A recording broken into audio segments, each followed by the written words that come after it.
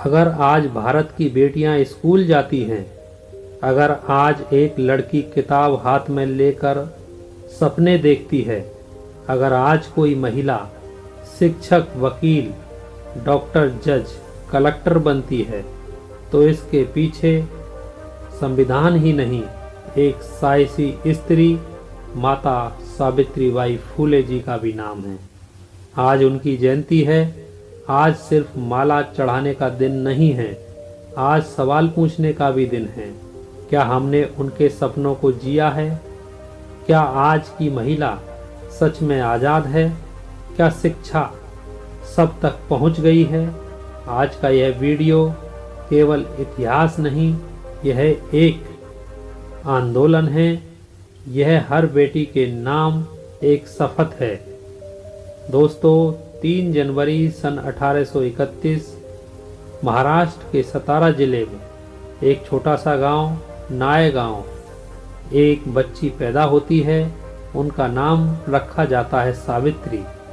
उस समय लड़की पढ़े तो पाप समझा जाता था, लड़की बोले तो अपराध माना जाता था, लड़की सवाल करे तो विद्रोह समझा जाता था। उस समाज में लड़की का मतलब था चूल्हा, चौका, पर्दा और चुप्पी। लेकिन इतिहास अक्सर वहीं जन्म लेता है जहां उम्मीद मर चुकी होती है। माता सावित्रीबाई फूले का विवाह मात्र 9 वर्ष की उम्र में महामना ज्योतिराव फूले से कर दिया गया था और यहीं से कहानी बदलती है। ज्योतिराव फूले कोई साधारण पुरुष नहीं थे। उन्होंने सवाल पूछा, अगर शिक्षा ताकत है तो स्त्री से यह ताकत क्यों छीनी गई है?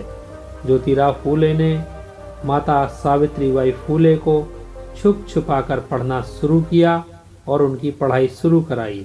सोचिए, एक समाज जहां स्त्री का पढ़ना अपराध हो, वहां पति अपनी पत्नी को पढ़ा रहा है।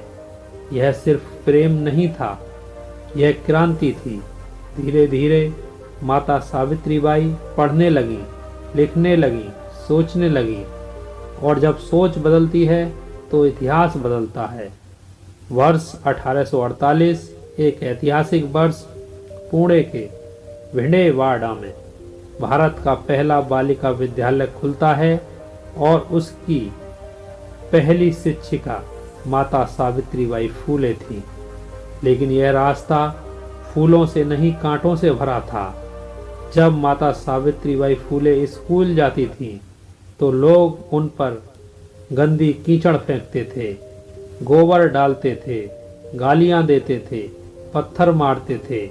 लेकिन वह रुकती नहीं थी।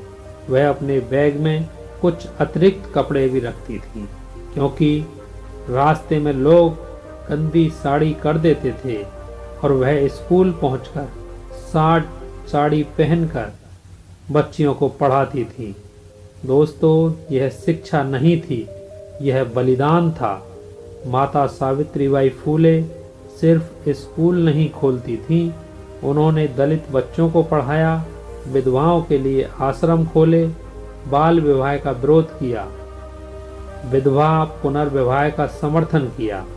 उस समय विधवा स्त्री को जीवित लाश समझा जाता था, लेकिन माता सावित्रीबाई फूले ने कहा, स्त्री इंसान है, बोझ नहीं।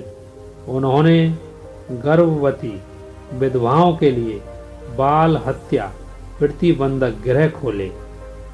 सोचिए, जिस समाज ने स्त्री को मरने पर मजबूर किया, उसी समाज में एक स्त्री दूसरी स्त्रियों को जीने का अधिकार दे रही थी। माता सावित्रीबाई सिर्फ एक शिक्षिका नहीं थी, वह विचारक, कवि और योद्धा थी। उन्होंने साफ कहा, ज्ञान के बिना मुक्ति नहीं है। उन्होंने मनुष्य स्मृति की सोच को चुनौती दी। उन्होंने जाति व्यवस्था पर वार किया। उन्होंने कहा, जो धर्म स्त्री को गुलाम बनाए वह धर्म नहीं, जंजीर है। उनकी कविताएं चेतना की मसाल थीं। आज का सवाल, क्या आज की महिला सच में आज़ाद है? क्या आज की बेटी को बोझ कहा जाता है या नहीं? क्या शिक्षा सब तक पहुंची है। आज भी बाल विवाह, घरेलू हिंसा, शिक्षा से वंचित लड़कियां, पितृसत्ता, तो आज माता सावित्री बाई फूले जिंदा हैं। हर उस लड़की में जो किताब उठाती है, हर उस महिला में जो अन्याय के खिलाफ खड़ी होती है। शिक्षा को हथियार बनाओ, चुप मत रहो, सवाल पूछो, आत्मसम्मान रखो, बहन की बहन बनो, डर को ठुकराओ, खुद पर विश्वास रखो। 1897 में प्लेग की महामारी, लोग डर से भाग रहे थे, लेकिन माता सावित्रीबाई फूले बीमार बच्चे को गोद में उठाकर इलाज के लिए ले जाती हैं और उसी सेवा में वह स्वयं संक्रमित हो जाती हैं और 10 मार्च सन 1897 एक क्रांतिकारी स्त्री अमर हो जाती है। आज सावित्रीबाई फूले जयंती पर हम शपथ लें, हर बेटी को पढ़ाएंगे, हर स्त्री का सम्मान करेंगे, जाति और लिंग भेद के लिए उसके खिलाफ खड़े होंगे, शिक्षा को हथियार बनाएंगे। अगर यह वीडियो आपको अच्छा लगे तो लाइक करें, शेयर करें, कमेंट में लिखें जय माता सावित्रीबाई फूले। जब एक स्त्री पढ़ती है तो पूरा समाज आगे बढ़ता है।